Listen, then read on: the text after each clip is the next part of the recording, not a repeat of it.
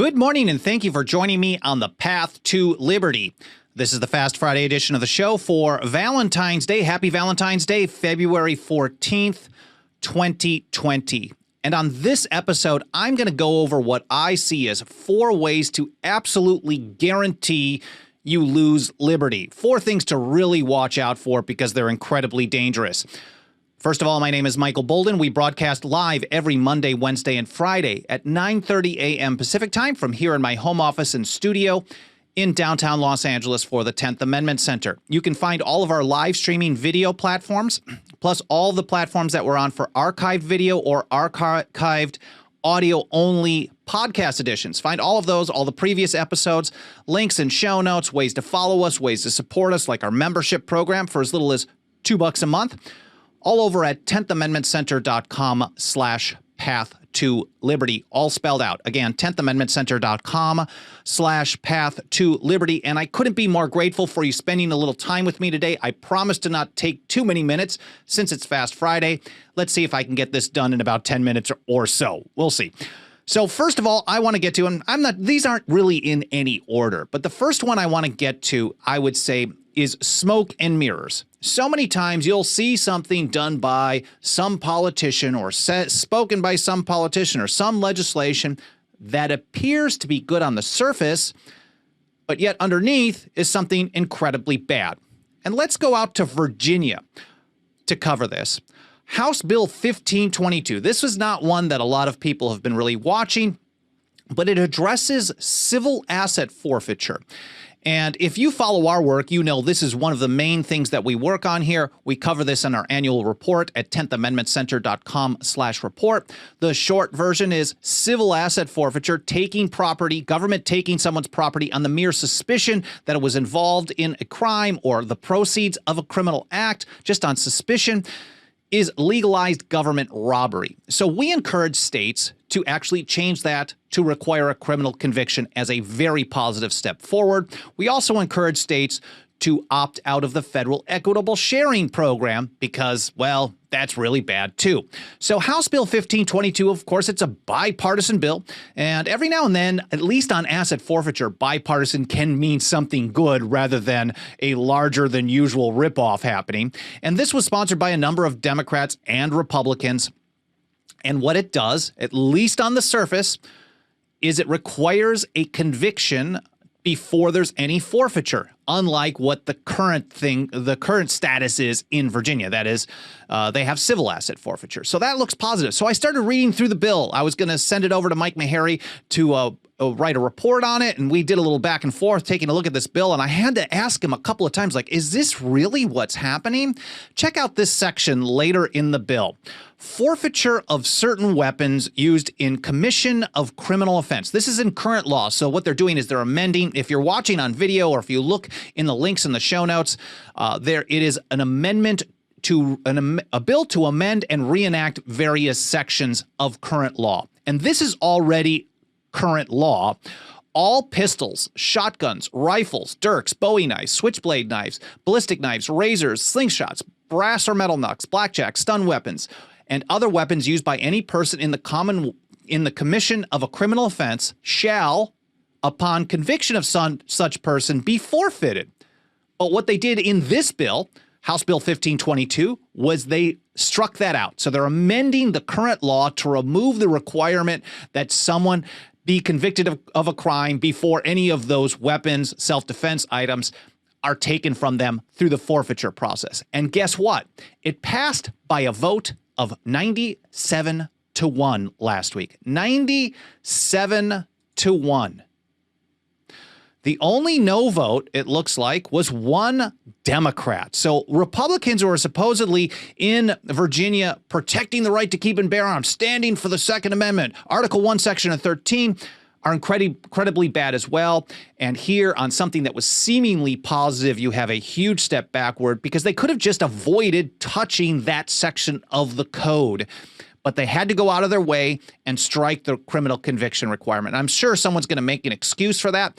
But bottom line, it's really bad. Smoke and mirrors is really dangerous and really common. The second issue that I want to cover is, well, it's all about the jobs. They're all about the economy.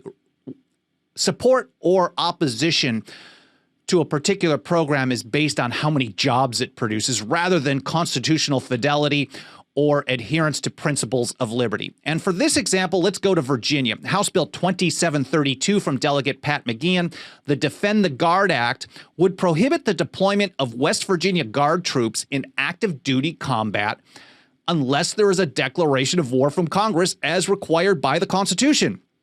A couple of days ago, earlier this week, the House Veterans Affairs and Homeland Security Committee, after a lot of public pressure because they were not going to bring this up for a hearing, but it finally got a hearing and debate, gave the measure a do-pass recommendation by a vote of 15-7. So creatively, what some House speakers and state legislatures do when they don't actually want to see a bill get passed, and they really just don't want to actually say that publicly, what they do is they assign the legislation to multiple committees. So this one now has to go to a second committee, the Judiciary Committee. And McGeehan actually did a very interesting parliamentary procedure. He tried to get it voted out on the House floor. He made a motion to actually pull it from the Judiciary, skip that committee, and go to the straight to the House floor.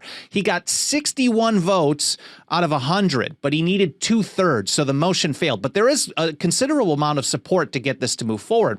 But the opposition here, for example, this is in the heraldmailmedia.com website. It's a mainstream local newspaper. It says legislation that aims to prevent West Virginia National Guard troops from being deployed for active duty combat without an official declaration of war by Congress has alarmed officials at Eastern West Virginia Regional Airport. They're alarmed by following the Constitution. Why? Because they might have less income at some point. Here's what they say. If they don't have the C-17s here, because the fear is that the federal government will then close bases and move military to other places that are more on board. But then the goal, really, if you're supporting the Constitution, is to pass this in neighboring states as well and continue to box them in until they can no longer violate the Constitution, or it becomes so difficult that they have to drop the issue completely. So here's what they say. If they don't have the C-17s here, it's going to be a pretty big hit on us financially, not just at the airport, but really at a county and a state level, said Nick Deal, executive director of the Regional Airport Authority. Now, mind you, 2 of the bill's co-sponsors actually dropped off because of this type of heavy pressure. We don't want to lose jobs. We don't want to have the economy change. And if that is your goal, mind you, they aren't taking an oath to the economy. They aren't taking an oath to job creation. Everyone on a state, local level, federal level, they are taking an oath to the Constitution. The Constitution is very clear on the power to declare war, and they are less concerned about the Constitution than the finances. And if that is your principle, that is your goal, I think in the long run, liberty is going to be destroyed if it's not already there today. The third one that I want to cover is putting individual loyalty to people over loyalty to liberty. And for that one, I go to Samuel Adams. First of all, under the peace president, we heard this quite a bit. If you would oppose unconstitutional wars, suddenly people who were anti-war under the Bush administration were making all kinds of excuses. They had to defend their guy. And these days, you get the same kind of thing. And maybe even more so from people who used to be opposed to huge federal spending bills and massive national debts. Now, all of a sudden, they've got every excuse under the sun because their loyalty is to the individual in the White House rather than to a specific principle that's consistent no matter who's in charge. And here's what Samuel Adams had to say. And let me pull this up a little bit larger on the video so you guys can see it. It is a very great mistake to imagine that the object of loyalty is the authority and interest of one individual man, however dignified by the applause or enriched by the success of popular actions. Mind you, this is a really early piece from Samuel Adams. It's in 1748 from a paper called Loyalty and Sedition. I'm not sure offhand where it was published, but he actually goes a little bit further here. And I will link to this PDF in the show notes as well. He goes on, he says, this has led millions into such a degree of dependence and submission that they have at length found themselves to homage the instruments of their ruin at the very time they were at work to effect it. The true object of loyalty is a good legal constitution. 1748, Samuel Adams, we were warned against having our loyalty be towards a person, rather towards principles, towards the Constitution, towards liberty. And the last one I want to mention is one I've covered many times, is Patrick Henry in the Virginia Ratifying Convention. He said this in the summer of 1788, "Show me that age and country where the rights and liberties of the people were placed on the sole chance of their rulers being good men, without a consequent loss of liberty." The short version, if you are going to trust your favorite politician to be a good guy, to have power in their hands and use it only for the things that you want them to do, you are guaranteed to lose liberty either right away or somewhere down the line. Well, I hope you enjoyed this episode. I hope you learned something that's more important than anything. And of course, if you do support the show, make sure to smash that like button, hit subscribe, get bell notifications on YouTube, leave reviews on whatever podcast platform you're on. I've seen a number come in on Podbean and iTunes lately. Thank you for those. I'm very grateful. If you want to kick in financially, as little as $2 a month helps us go a long, long way. That's 10thamendmentcenter.com/members. I want to wish you all a lot of love this happy, wonderful Valentine's Day, a great weekend, and I'll see you next week here on the Path to Liberty.